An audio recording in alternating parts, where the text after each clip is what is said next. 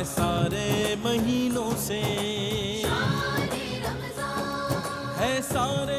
जी जनाब, आपका खैर मकदम है। और अल्हम्दुलिल्लाह आज का भी रोज़ा हमने इख्तियार किया। 2 अशरे हमसे रुखसत हो गए हैं और तीसरा अशरा जो कि जहन्नम की आग से आज़ादी का अशरा है वो हमारे दरमियान है। बड़ी बरकतें लिए हुए है, 5 ताक़ रातें लिए हुए है ये अशरा।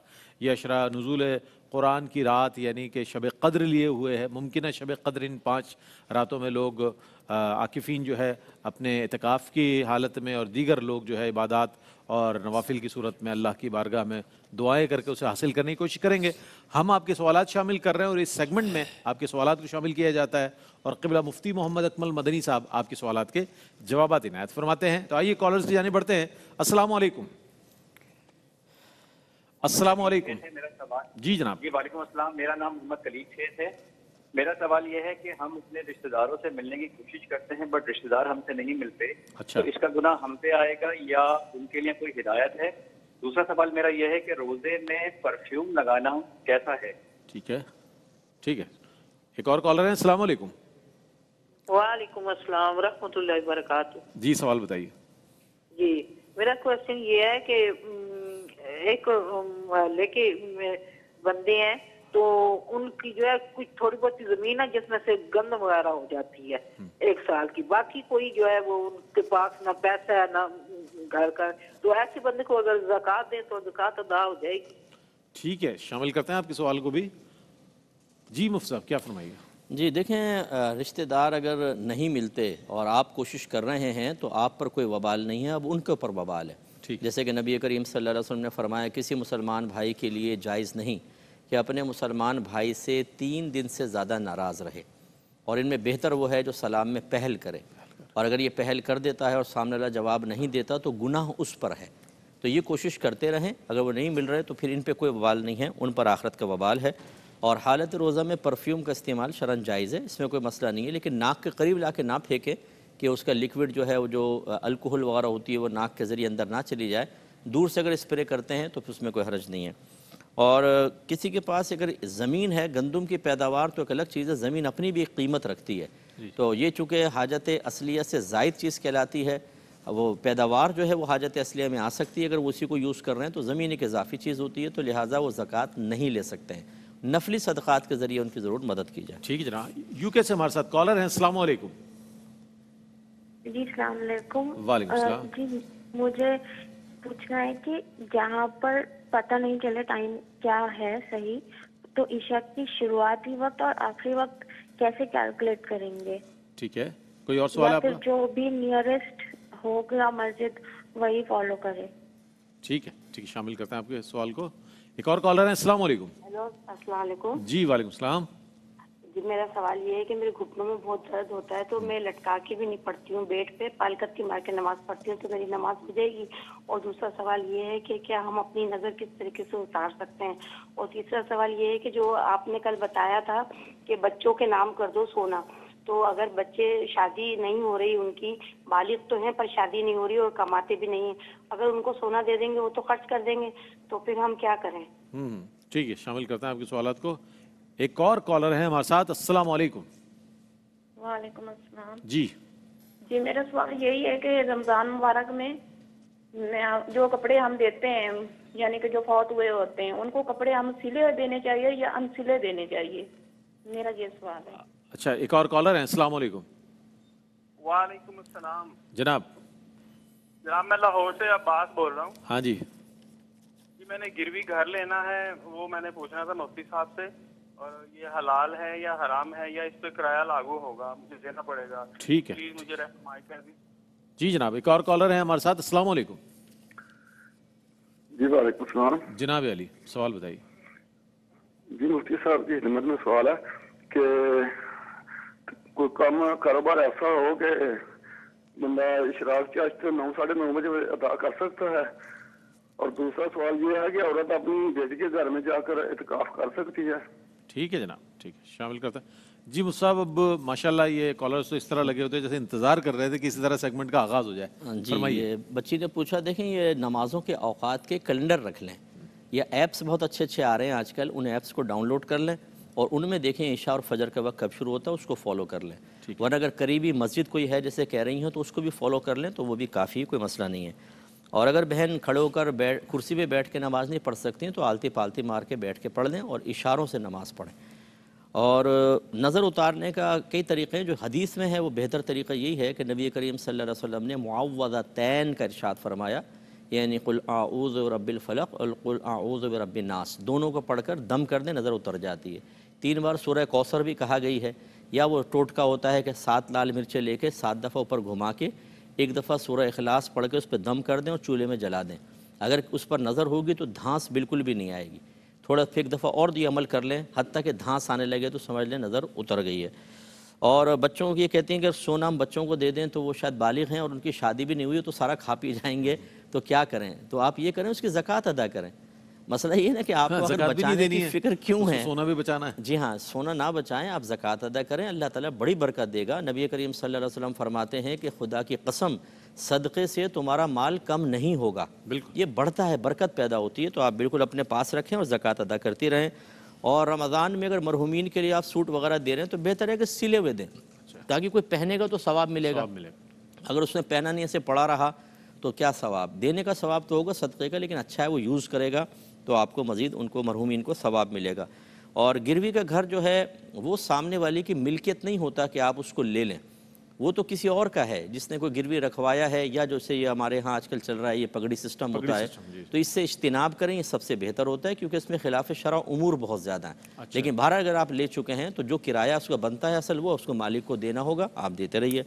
اور یہ اشراق اور چاش جو ہے یہ اصل میں جب سورج کی پہلی کرن نکلتی ہے اس کے بعد سے 20 منٹ تک تو کوئی نماز نہیں پڑھ سکتے، 20 منٹ کے بعد اشراق کا وقت شروع ہو جاتا ہے، اور جب سورج میں تیزی آ جائے تو چاشت کا وقت شروع ہو جاتا ہے، اور ان دونوں کا وقت پھر زوال تک رہتا ہے، تو زوال سے پہلے پہلے دونوں آپ ادا کر سکتے ہیں۔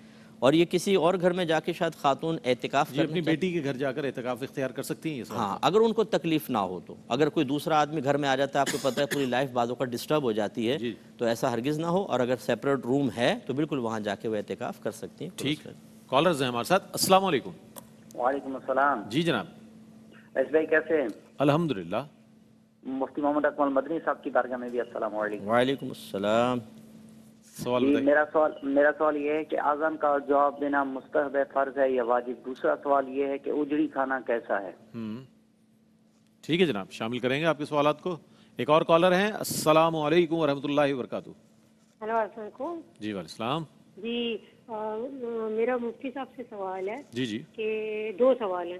ایک تو یہ کہ کیا بیٹی اپنی والدہ کا فدیہ اور فطرانہ ادا کر سکتی ہیں جبکہ دونوں صاحب نصاب ہیں؟ ٹھیک ہے۔ نمبر 2، یہ ایک بیوہ خاتون ہے 70 سال کی، ٹھیک ہے، انہوں نے قومی بچت میں پیسے ڈالے 15 لاکھ، صحیح ہے، تو اب انہیں جب پتہ چلا کہ یہ تو سود ہے تو وہ بہت پریشان ہے، اور وہ ان کا کوئی ہیلپ بھی کرنے والا نہیں، وہ کیا کریں؟ ٹھیک ہے، شامل کرتے ہیں آپ کے سوال کو، بہت شکریہ۔ اور مزید کالرز ہیں تو انہیں بھی شامل۔ جی مفتی صاحب کیا فرماتے ہیں؟ جی دیکھیں، اذان کا جواب 2 طرح ہوتا ہے، ایک قولی جواب ہوتا ہے اور ایک عملی جواب ہوتا ہے۔ قولی کا مطلب اذان کے الفاظ کو زبان سے دہرا دینا، اور فعلی یا عملی جواب یہ ہوتا ہے کہ جماعت کے لیے حاضر ہو جانا۔ تو یہ فعلی یا عملی جواب تو واجب ہے اور قولی جواب مستحب ہے، ٹھیک ہے نا، یہ واجب نہیں ہوتا۔ اگر آپ جواب دینا چاہیں تو ٹھیک، نہیں دیں تو کوئی گناہ گار نہیں ہوگا۔ جی ہاں، بس دہرا دیں ان کو تو ٹھیک ہے۔ لیکن سننے کے حوالے سے بھی مفتی صاحب کہا جاتا ہے کہ جب اذان ہو رہی تو سنا جائے، اگر جواب نہ بھی دے تو کیا، نہ اگر دھیان کہیں اور ہے اور اذان ہو رہی تو کیا گناہ گار ہوتا ہے انسان؟ اصل میں غور سے سننا کوئی واجب نہیں ہوتا، اس میں ایسی حرکت نہ کریں کہ جو منافقین کی حرکات سے مشابہ ہو جائیں۔ سرکار کے دور میں جب اذان ہوتی تھی تو منافقین ہنسی مذاق شروع کر دیتے تھے اور کھیل کود میں لگے رہتے تھے، تو اس وجہ سے علماء نے منع فرمایا کہ اذان کے دوران ایسی حرکات میں مشغول ہو جانا یہ گویا کہ منافقین کا طرز اختیار کرنا، ورنہ اتنی اذانیں ہوتی ہیں اور کاروبار بھی ہو رہے ہوتے ہیں، باہر لوگ ہوتے ہیں، اگر ہم اس پہ گناہ گار ہونے کا حکم لگا دیں تو اس کا مطلب تو یہ ہے کہ سب کاروبار روک دیں، پوری اذان سنیں۔ تو یہ اس کا مختلف اوقات میں اذانیں ہو رہی ہیں، مختلف ہو رہی ہوتی ہیں، تو اس لیے شریعت نے اس کا مکلف نہیں بنایا۔ ہاں اتنا یہ ہے کہ بے ادبی کا ارتکاب نہ ہو، اور بہت افضل صورت یہ ہے کہ غور سے سنیں اور اس کا جواب بھی دیں۔ اوجڑی کھانا جو ہے یہ مکروہ تنزیہی ہے، بعض نے اس کو تحریمی بھی لکھا ہے، لیکن صحیح ہے کہ چونکہ لوگوں میں بہت زیادہ عام ہو چکی ہے اور براہ راست حدیث میں اس کی ممانعت نہیں ہے۔ 7 اعضاء کی ممانعت ہے، ذبیحہ کے 7 اعضاء کھانا جن کا ایسے اعضاء جن کا گندگی سے اتصال ہوتا ہے، تو اسی پر قیاس کر کے اوجڑی کو بھی منع کیا گیا یا دلالت النص سے حکم لگایا گیا. لیکن اکثر ایسی ہوتا ہے کہ جب ایک اصل چیز منع ہو اس پر قیاس کر کے ہم دوسری چیز کے لیے حکم ثابت کریں تو پہلے سے کم درجے کا حکم ثابت ہوتا ہے. اچھا. تو جن 7 چیزوں کو سرکار نے منع فرمایا ان کی ممانعت مکروہ تحریمی کے درجے تک پہنچے گی تو اس سے کم درجہ پھر مکروہ تنزیہی کا ہے. یعنی کھانا بہتر نہیں ہے لیکن کھائیں گے تو گناہگار بھی نہیں ہوں گے. اور جہاں اس کا عرف رائج ہو جائے وہاں تو یہ کراہت تنزیہی بھی اڑ جائے گی. اچھا. جیسے لاہور میں بھاٹی میں پڑھتا تھا تو بھاٹی کے اندر رہائش رکھی ہوئی تھی تو صبح صبح ناشتے لگتے ہیں, اتنا کھاتے ہیں, لاکھوں لوگ کھاتے ہیں, تو وہاں پر اس کو مکروہ تنزیہی بھی نہیں قرار دیں گے, مباح قرار دیں گے. جی ہاں بالکل. اور یہ ماں کا فدیہ اور فطرانہ یہ صاحبزادی ان کی اجازت سے دے سکتی ہیں. اچھا. کہ بالغ کی طرف سے جب بھی آپ صدقات واجبہ ادا کریں گے تو پہلے ان کی پرمیشن ہونی چاہیے, ان کی نالج کے بغیر ادا کریں گے تو ادا نہیں ہوگا. ہاں یہ بھی ہو سکتا ہے کہ جیسے بیٹی ہی ہر سال دیتی ہے تو پھر انڈرسٹوڈ ہے کہ والدہ نے اگر زبان سے نہیں کہا تو ان کا ذہن بنا ہوا ہے کہ بیٹی دیتی ہے. اس کو دلالتاً اجازت کہتے ہیں. ایک ہوتی ہے صراحتاً زبان سے اجازت اور ایک یہ ہوتی ہے کہ اپنے عمل سے, کہ منع نہیں کیا, جانتی ہیں بیٹی ادا کر رہی ہے, جیسے اکثر والد صاحب ہیں وہ گھر کا بھر کا فدیہ ادا کر رہے ہوتے ہیں تو یہ دلالتاً اجازت کہلاتی ہے. اس صورت میں بالکل ٹھیک ہے. اور یہ انہوں نے کہیں انویسٹمنٹ کی ہے جہاں پر سود کا پیسہ بن رہا ہے تو ہمارا مشورہ یہ ہے کہ اس طرح کے کسی ادارے میں نہ کریں. اسلامک بینک کوئی ہو اس کے اندر آپ انویسٹ کر دیں, یعنی سیونگ اکاؤنٹ کھلوا لیں, وہ مضاربہ اکاؤنٹ کہلاتا ہے. اچھا پروفٹ آپ کو مل جائے گا, اگرچہ شاید دوسری جگہ سے تھوڑا کم ہو لیکن کم از کم اطمینان قلب رہے گا کہ طیب اور حلال پیسہ آپ کے پاس. تو نیشنل سیونگز کا انہوں نے کہا تھا تو اس کے لیے ہاں بس وہ تو یہ سود بنتا ہے کیونکہ کوئی بھی گورنمنٹ کی ایسی اسکیم جس میں براہ راست تجارتی معاہدہ نہ ہو, صرف آپ کو پیسہ رکھنے کی آفر ہو تو یہ آپ نے گویا کہ قرض دیا ہے اور قرض کے اوپر نفع سود ہوتا ہے, اس لیے اس سے اجتناب. ٹھیک ہے. کالرز ہیں ہمارے ساتھ. السلام علیکم. وعلیکم السلام. مفتی صاحب ایک سوال ہے کہ کچھ لوگ رمضان میں نماز شروع کرتے ہیں, نئے نمازی ہوتے ہیں تو لوگ ان کا مذاق بناتے ہیں کہ آ گئے 1 مہینے کے نمازی. اس طرح کسی کی دل آزاری کرنا کیسا ٹھیک ہوگا؟ ٹھیک ہے شامل کرتے ہیں. ایک اور کالر ہے. السلام علیکم. وعلیکم السلام. فرمائیے. اچھا بیٹا میں نے پوچھنا ہے کہ میری بیٹی روزے نہیں رکھ سکتی, شوگر ہے اس کو. اچھا. تو میں نے پوچھنا تھا ہدیہ دینا تو آدھا رمضان میں دے دے آدھا بعد میں دے دے, ایسا ہو سکتا ہے؟ اور دوسرا یہ پوچھنا ہے کہ کھچکی آئے تو اس کا کیا مطلب ہے؟ اچھا ٹھیک ہے, یہ بھی شامل کرتے ہیں. جی مصطفیٰ. جی رمضان میں جو نئے نمازی ہوتے ہیں ان کا مذاق اڑانا بالکل حرام اور گناہ کبیرہ ہے. آپ کو کیا پتہ کہ کون کس نیت کے ساتھ آیا, ہو سکتا ہے اللہ تعالیٰ اس کو استقامت دے, اور اگر آپ اور میں عبادات پہ استقامت پذیر ہیں تو خدا کی قسم ہمارا کوئی کمال نہیں ہے, یہ ہمارے رب کا کرم ہے کہ وہ ہمیں عبادات کی توفیق عطا فرما دیتا ہے. تو لہٰذا ایسے لوگوں کا مذاق اڑانا بالکل غلط ہے. ایسا نہ ہو کہ اللہ تعالیٰ ان کو استقامت دے دے اور آپ سے یہ دولت استقامت چھین لے, تو ایسا ہرگز نہ کریں. جس نے ایسا کیا اللہ کی بارگاہ میں توبہ کریں اور ان بھائیوں کو ویلکم کریں, ان کو حوصلہ افزائی کریں, خوشی کا اظہار کریں, بلکہ تحفہ دیں کہ یار بہت خوشی ہوئی کہ آپ ماشاءاللہ اللہ آپ کو استقامت دے, تاکہ ان کی حوصلہ افزائی اور نمازی بنے, نہ یہ کہ بدزن کر کے بھگا دینا. یہ کہہ رہی ہیں بیٹی کو شوگر ہے وہ روزے نہیں رکھتی. دیکھیں میرا مشورہ یہ ہے کہ شوگر اگر ہے بھی تو آپ روزہ رکھیں, طبیعت بگڑنے لگے تو توڑ دیں لیکن روزہ رکھیں. ہماری والدہ 70 سے ابو تھیں اور ٹوٹل روزے رکھا کرتی تھی پورے. یہ کہ نفسیاتی طور پہ ہمارا خیال ہوتا ہے کہ شاید مسئلہ ہوگا, سحری کے اختتام سے پہلے شوگر کی گولی وغیرہ کھا لیں, انشاءاللہ روزہ بہت اچھا گزرے گا. لیکن چلیں خدا نخواستہ اگر ایسی پرابلم ہوگی تو یہ فوری طور پہ فدیہ نہیں دے سکتے. اگر گرمیوں کے روزے ہیں اور سردیوں میں آسانی سے رکھے جا سکتے ہیں تو سردی میں روزہ رکھنا لازم ہوگا, یعنی بعد میں روزہ کی قضا ہی کرنی ہوگی. ہاں اگر بعد میں بھی صحت کی امید نہیں ہے تو فدیہ ادا کریں, اور اگر بعد میں رکھ سکتے ہیں لیکن فدیہ ادا کر دیا تو یہ فدیہ روزوں کا کفارہ نہیں بنے گا, یہ نفلی صدقہ بن جائے گا اور روزے رکھنا وہی واجب رہیں گے اور آخرت میں گرفت ہوگی. ٹھیک. اچھا صاحب ایک سوال یہ بھی آیا ہمارے پاس کنٹرول روم میں کہ اگر والدین اس دنیا سے رخصت ہو جائیں تو ان مرحوم والدین کی طرف سے فطرانہ دیا جا سکتا ہے؟ نہیں دیکھیں, فطرانے کے وجوب کی شرط یہ ہے کہ عید الفطر جب سورج طلوع ہے نا سمجھ لیں, تو اس وقت جو لوگ موجود ہوتے ہیں ان کا فطرہ ہوتا ہے. اچھا. اب والد پر ہے, جیسے نابالغ بچوں کا والد کے ذمہ ہوگا, زندہ افراد کے نہیں. ہاں, اور زندہ افراد کا ہوگا, بالغان اپنا خود ادا کریں گے, مرحومین کا نہیں ہوتا اس میں. اچھا ٹھیک ہے. جی ہاں. ایک اور ہمارے ساتھ غالباً کالر ہیں, ان کو بھی شامل کر لیتے ہیں. السلام علیکم ورحمۃ اللہ وبرکاتہ. وعلیکم السلام ورحمۃ اللہ وبرکاتہ. جی مجھے مفتی صاحب سے یہ معلوم کرنا ہے کہ جن لوگوں کو ہم فطرہ دیتے ہیں کیا انہیں ہم زکوٰۃ دے سکتے ہیں, اور فطرہ ہم ایک سے زیادہ لوگوں کو دے سکتے ہیں؟ اور دوسرا میرا سوال یہ تھا کہ میں نے پرسوں فتویٰ شریعت کا پوچھا تھا نا, جی جی, تو مجھے اس کے بارے میں معلوم کرنا ہے. میرے سسرال والے کہتے ہیں کہ جیسے اس کے گریجویٹی کے بارے میں کہا تھا, مفتی صاحب نے کہا کہ جس کے نام ہوتی ہے اس سے ہی ملتی ہے. نہیں آپ کی مگر میرے سسرال والے آپ ذرا دوہرا دیں, میری بہن سوال صحیح طور پر نہیں جیسے میرے سسرال والے کہہ رہے ہیں کہ ہمیں فتوی کے حساب سے نہیں چاہیے, ہمیں شریعت کے حساب سے حصہ چاہیے. اچھا تو میں نے ٹھیک ہے یہ پوچھنا ہے کہ نا میں ان کو کہ کیا کروں. اب میں جیسے انہوں نے کہا کہ گریجویٹی جو اس میں ہمارا حصہ ہے ہمیں شریعت کے مطابق دے, تو فتویٰ بھی تو شریعت کے مطابق ہی دیا جا رہا ہے, کوئی الگ شریعت تھوڑی ہے. ٹھیک ہے شامل کرتے ہیں. جی ایک اور کالر ہیں. السلام علیکم. وعلیکم السلام. فرمائیے. جی میرا سوال یہ ہے کہ میرے والد کے انتقال کے بعد میری بہن نے پیسے دیے ان کے نام کے خرچ کرنے کے, اچھا کہ ان کے نام کے دے دوں. وہ میں نے نہیں کر سکی, میری گنجائش نہیں تھی, میرے استعمال میں آ گئے. اب وہ پیسے میرے پاس نا میں نے حج میں استعمال کر رہی ہوں, تو کیا میں ایسا کر سکتی ہوں؟ ٹھیک. اور دوسرا سوال یہ ہے کہ نا گھٹنوں پہ ہاتھ رکھ کے سجدہ ہو جاتا ہے ہوا میں, گھٹنوں پہ ہاتھ رکھ کے ہی سجدہ کر رہے ہیں, بیٹھ کے نماز پڑھ رہے ہیں. تو اچھا بیٹھ کر کرسی پر اگر بیٹھ کر نماز پڑھ رہی ہیں تو اس طرح سے ٹھیک ہے, شامل کرتے ہیں آپ کے سوال کو انشاءاللہ. جی مصعب. جی جن کو بلکہ اصول یہ ہوتا ہے جن کو آپ زکوٰۃ دے سکتے ہیں انہیں ہی صدقہ فطر دے سکتے ہیں, اور جنہیں صدقہ فطر دے رہے ہیں انہیں زکوٰۃ دے سکتے ہیں. اور صدقہ فطر ایک سے زائد کو دے سکتے ہیں, لیکن ایک صدقہ فطر ایک آدمی کو دیں, ٹھیک ہے نا, دوسرا پھر دوسرے کو دیں. ایسا نہیں کہ ایک ہی صدقہ فطر کے ٹکڑے کر کے آدھا اس کو دے دیں آدھا اس کو, کم از کم ایک کو ایک صدقہ فطر کی مقدار پہنچنی چاہیے. اور دیکھیں اصول یہ ہوتا ہے کہ جب کسی شخص کا انتقال ہوتا ہے تو بوقت انتقال اس کی ملکیت میں جتنا مال ہے بس وہ مال وراثت ہے. اگر اس کی زندگی کے بعد کچھ مال اس کے پاس آتا ہے تو وہ اسی کا ہوگا جو اس کا نومینی ہوگا, جس کا اس نے لکھوایا ہے. جیسے پینشن ہے, وہ جس کا نام لکھوا کر گیا ہے یہ مال وراثت نہیں ہے, یہ اسی کو ملے گا, اسی کا حق ہے کہ جس کا اس طرح گریجویٹی وغیرہ جس کا بھی وہ نام لکھوا کر گیا اسی کو ملے گا. ہاں اگر اس کی زندگی میں کچھ بینیفٹس وغیرہ اس کے وارثین اور بھی مزید ہوں, چاہے وارثین اور جس کے نام نامنی ہے اسی کو ملے. جی ہاں, یہ کیونکہ اس کی ملکیت میں آیا ہی نہیں تھا. ملکیت میں جو ہوتا ہے وہ ترکہ کہلاتا ہے, اور یہ ملکیت میں تھا ہی نہیں تو ترکہ ہی نہیں ہے. ترکہ نہیں تو مال وراثت نہیں ہے, جس کا نام لکھوایا گیا تھا اسی کو ملے گا, اور اس میں کوئی بھی مطالبہ نہیں کر سکتا. اور حج بدل کے پیسے دیے تھے اگر وہ خرچ ہو گئے ہیں تو کوئی بات نہیں, اب اپنے پیسے بدل سکتی ہیں, یعنی بدل گئے اگر روپیہ وغیرہ تو کوئی مسئلہ نہیں ہے, حج بدل اب آپ اپنے پیسے سے کر لیں. اور یہ جب بیٹھ کے نماز پڑھ رہی ہیں تو لازمی بات ہے کہ گھٹنوں پہ ہاتھ رکھ کے کریں گی, اشارے سے کرنی ہے. بس اس میں ایک رکوع کے لیے تھوڑا کم جھکیں اور سجدے کے لیے تھوڑا سا زیادہ جھک جائیں تو ٹھیک ہے, پھر ہو جائے گا.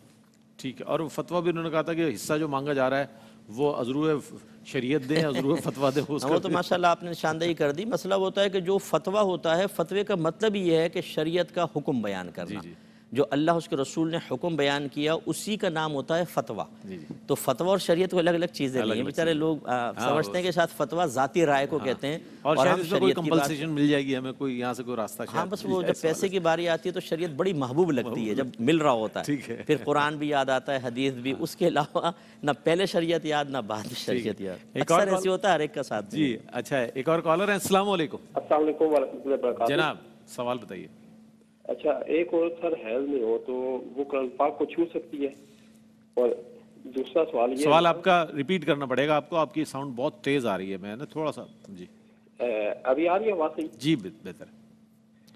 سر ایک عورت حیض میں ہو تو وہ قرآن پاک چھو سکتی ہے؟ قرآن پاک چھو سکتی. ٹھیک ہے. اور کوئی سوال؟ دوسرا سوال میرا یہ ہے کہ ایک فطرانہ ہے جو اب جو بیوہ عورت ہے اس کے بچے اگر کمانے کے قابل ہو گئے, شادی شدہ ہیں, وہ ان کے ساتھ رہ رہی ہے, اگر وہ بچے ماں کو خرچہ نہیں دے رہے تو ان کو فطرانہ جائز ہے دینا یا نہیں؟ ٹھیک ہے ٹھیک ہے جناب, شامل کرتے ہیں. ایک اور کالر ہیں. السلام علیکم. ہلو. جی جناب سوال بتائیے. ہاں جی وعلیکم السلام. جی اب تک کر ہی دیں سوال. جی ہاں جی, ہمارے ایک رشتے دار ہے, ان کا گھر ہے جی, وہ اس کا رینٹ لیتے ہیں جی, لیکن وہ ہے غریب. اچھا, لیکن ہم چاہ رہے ہیں کہ ان کو فطرانہ ادا کریں, کیا آپ فطرانہ ادا کر سکتے ہیں؟ ٹھیک ہے جناب. ٹھیک ہے جناب. جی مصعب کیا فرماتے ہیں؟ حالت حیض میں عورت کا قرآن کو بغیر جزدان کے چھونا حرام ہے. اگر جزدان میں لپٹا ہوا ہے تو چھو سکتی ہیں, یا اسی طرح رکھا ہوا ہے اوپر کہیں رکھنا ہے تو رومال لے لیں, یعنی ایسا لباس جو پہنا ہوا نہ ہو تو وہ رومال وغیرہ یا دوپٹہ اتار لیں, پہنا ہوا دوپٹے سے نہیں اتار لیں, اور اس سے پکڑ کر اوپر رکھ سکتی ہیں. فطرہ جو ہے وہ کمانے کے، یہ کہتے ہیں کہ بچے کمانے کے قابل ہیں، والدہ کو خرچہ نہیں دیتے، تو وہ غریب ہیں، اگر ان کے پاس اپنا گولڈ وغیرہ نہ ہو، یعنی وہی مالکہ نصاب نہیں ہیں، تو بالکل ان کو دے سکتے ہیں۔ بچوں کے کمانے سے ان کا کیا تعلق؟ صحیح، جب وہ دے ہی نہیں رہے تو بالکل ان کو صدقہ فطر دے سکتے ہیں۔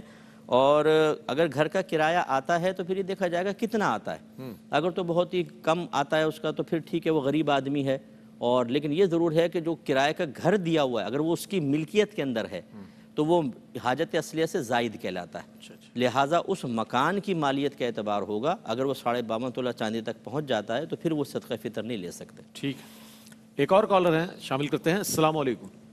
وعلیکم السلام۔ جی جناب، یہ معلومات کرنے کے کہ اس دفعہ فطرانہ کتنا بن رہا ہے بس؟ ٹھیک ہے جناب، شامل کرتے ہیں آپ کے سوال کو، بہت شکریہ۔ جی مصطفیٰ، یہ 300 روپے تقریباً ہے صدقہ فطر، 300 روپے، اور اگر آپ جو وغیرہ اس کے کھجور وغیرہ کے ذریعے دیں تو تقریباً 1000 روپے بن جاتا ہے۔ اچھا، اگر زیادہ دینا چاہے تو بہت اچھی بات ہے، ورنہ کم از کم 300 روپے۔ ٹھیک ہے جناب، بہت شکریہ مصطفیٰ آپ کی تشریف آوری کا۔ ناظرین محترم، آپ کا بھی بہت شکریہ، اور ان کا بطور خاص شکریہ کہ جو شامل نہیں ہو سکے اب تک، کیونکہ ظاہر ہے بہت زیادہ کالز ہوتی ہیں، آپ کال ویٹ بہت کرتے ہیں، جس کے سبب ظاہر ہے یا تو کٹ ہو جاتی ہے کال، یا پھر آپ خود بات کے لیے رکھ لیتے ہیں وہ سوال، تو ان کو ضرور شامل کریں سوالات کو، تاکہ آپ کی تسلی اور تشفی ہو جائے ان اوقات میں کہ جب براہ راست مفتی صاحب آپ کے سوالات کے جوابات کے لیے موجود ہیں، تو اس سے فائدہ اٹھانا چاہیے آپ کو۔ جتنے سوالات ہیں پہلے لکھ لیں، پھر جیسے ہی اس سیگمنٹ کا آغاز ہو فوری طور پر شامل ہو جایا کریں۔ اپنا بہت خیال رکھیں، بقیہ جو روزے ہیں اللہ تعالیٰ سے دعا ہے کہ وہ ہمیں اختیار کرنے کی توفیق عطا فرمائے، اور جو روزے ہم نے رکھ لیے ہیں اللہ پاک ان کو قبول فرمائے، جو کمی کوتاہی اس میں ہم سے رہ گئی ہے قصدن یا سہون جو بھی ہم سے بحیثیت انسان، اللہ تعالیٰ ان تمام چیزوں کو معاف فرمائے۔ اسی کے ساتھ اپنے میزبان محمد رئیس احمد کو اجازت دیجیے، انشاءاللہ کل آپ سے ایک بار پھر ملیں گے، کل تک کے لیے اللہ حافظ۔